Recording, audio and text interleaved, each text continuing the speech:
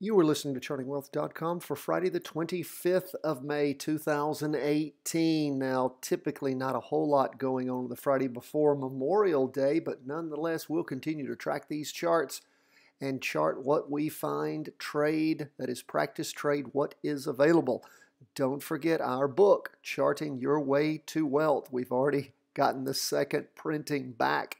You guys have been buying it, and we are so thankful for your support. You want to know what it is we do here. It's all laid out in our book. Of course, we've got videos at the website, chartingwealth.com, all sorts of great training.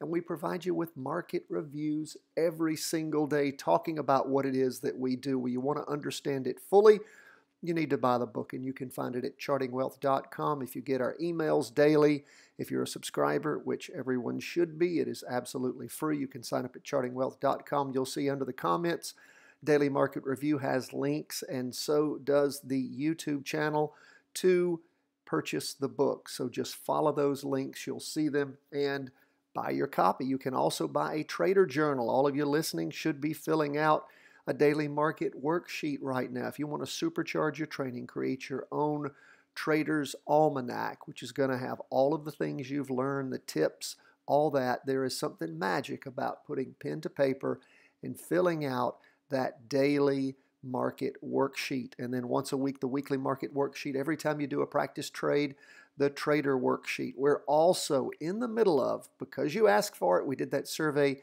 last weekend with the comprehensive review and forecast, and we had a 100% response. We didn't have anybody that was not interested in learning to short chart trade.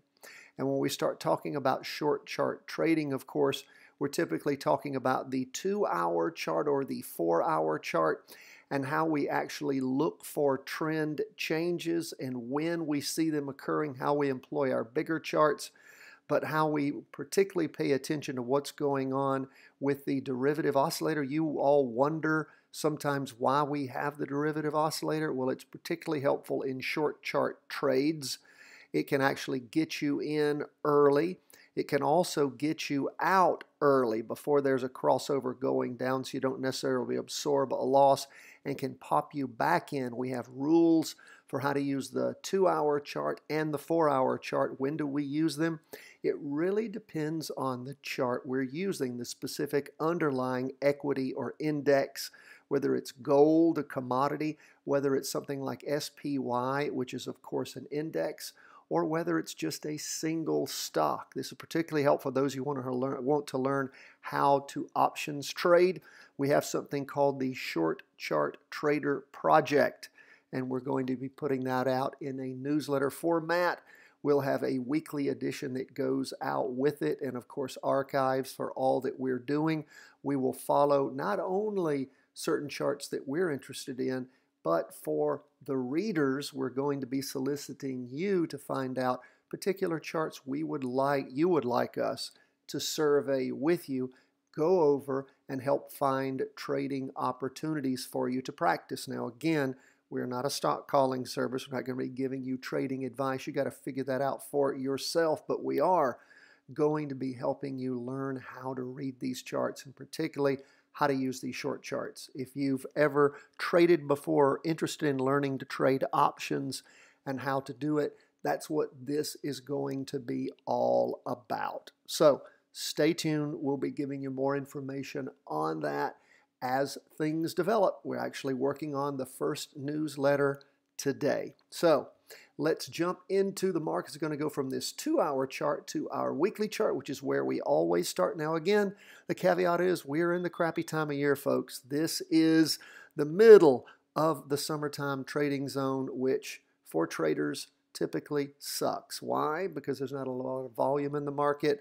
The market tends to meander. It's not like it was in the fall-winter trading zone. If you remember, we just had beautiful trends that would set up so nicely we could jump in and ride those babies just beautifully. Well, it gets sloppy after that. One reason you guys were really asking for this year in particular, the ability to do some short chart trading. So again, let's see what's going on. We're going into our third week of up move on the S&P 500. Still don't have a crossover yet on the price percent oscillator. The derivative oscillator has already crossed, As we look at the 2-day chart, what do we see? Well, of course, it crossed over back on the 16th of April, went up for another 2 days and then down and then up for about 6 days.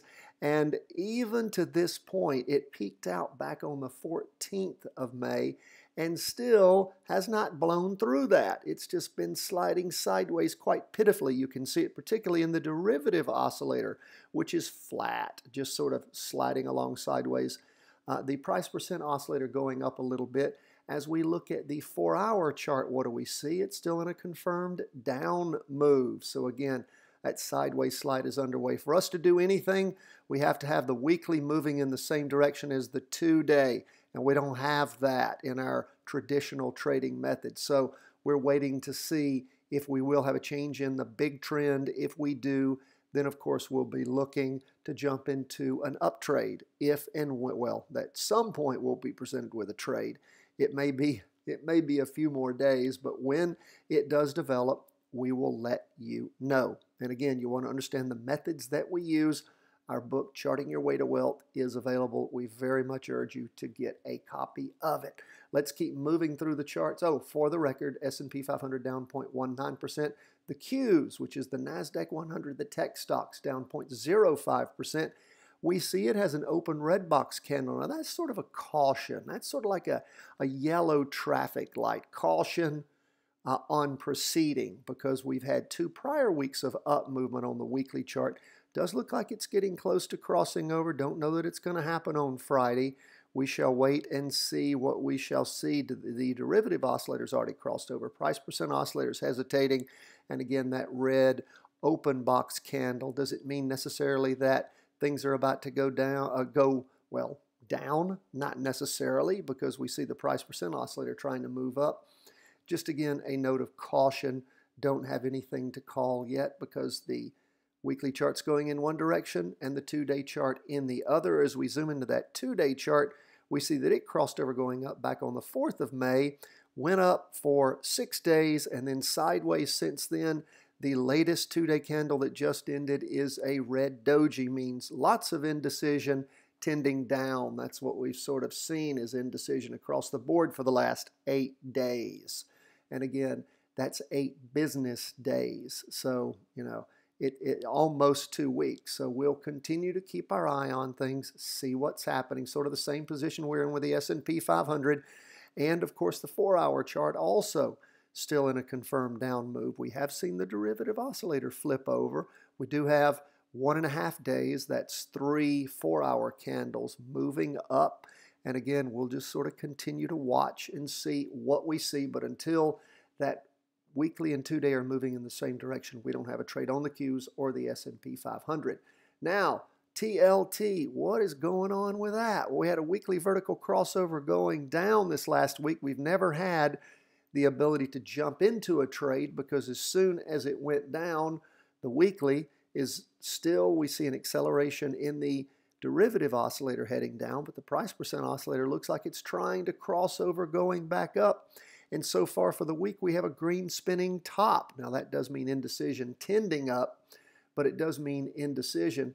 We look at the 2-day, and what do we see? Well, it's stroking up on the price percent oscillator, derivative oscillator losing downward momentum.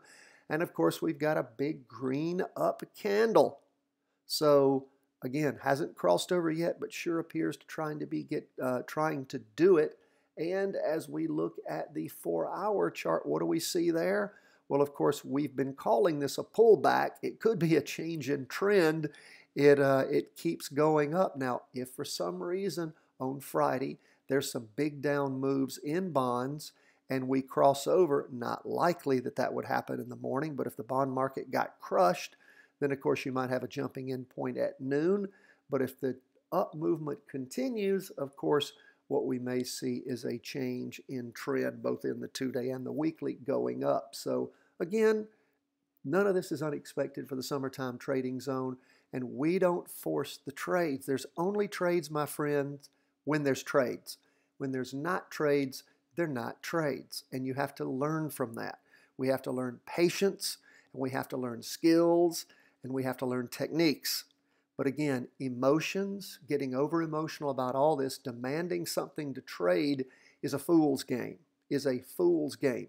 There'll be plenty to trade at the right time. And when there is, we will practice trade it. But not until then, unless you want to lose. And again, if you want to lose, go to Vegas.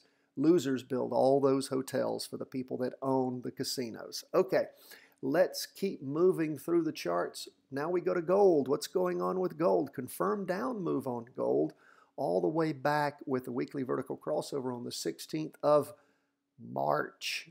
And we are going into our fifth week, well, our fourth week over 5 of strong down movement. Price is well below the weekly trend line. Price percent oscillator headed down, derivative oscillator gaining momentum. We look at the 2-day chart. What do we see? We see that it's actually ticked up over the last 2 days. It's a green spinning top of sorts, a long wick on the top, a smaller wick on the bottom, but a green open box candle. Not a big one, so it's still a spinning top, but it does mean that we've had a pullback. Now again, that pullback is just about where things started moving down on the Heikin Ashi candlesticks the prior week. So not any huge pullback on the 2-day chart, but we do see, and I think I said prior week, prior 2-day candle, but we do see that the derivative oscillator is losing downward momentum and the price percent oscillator is heading up. Price movement again well below the weekly, but has crashed through the 2-day trend line. So continuing to keep an eye on gold. What's going on this 4-hour chart? Well, we warned you about that as things started to bottom out, which it has done, and then started to move up. And we saw a strong indicator of that when the price percent oscillator flipped over with the derivative oscillator at the same time. And when that happens, of course, that tends to mean that you've got a pretty decent change in trend. And again, this is a short-term trend. We saw it slip sideways for another day of movement and then popped up in the morning on Thursday and further up in the afternoon. So again, keep your eye on things. When things happen, such as you breach a 2-day trend line, you have a crossover going up or down in whatever the opposite direction is as to what the trend had been. It had been a downtrend, and you see the derivative oscillator and the price percent oscillator flip at the same time. Those are lots of warning signs. What you have happen too is sometimes you'll breach the weekly trend line. All those are little warning bells. The more of them you have, the more warning you have to something changing. So again, we've been waiting for things to roll back over and go down on gold, and it's not. It's just bounced off this 122.20 mark or so and started heading back up. Now, what's going to be beautiful is if this continues and we really have a tradable trend on the 4-hour chart, we might go back to using our 4-hour chart as a trading chart, which we have done in the past, as you know. It just stopped working about, what was that, mid-March or so, and really started getting sloppy on us. And only recently does it appear to have started working again. So again, we're a little trepidatious there. We'll continue to keep our eye on gold, but if it does shape up, we will, of course, start using it again on that 4-hour chart. Folks, that's where we are, and that's some exposure you guys have had in the past that listened for a while to some short chart trading techniques. We will develop those much, much more with our Short Chart Traders project. Thanks so much, my friends. God bless from the whole team here at Charting Wealth World Headquarters. Buy our book. God bless.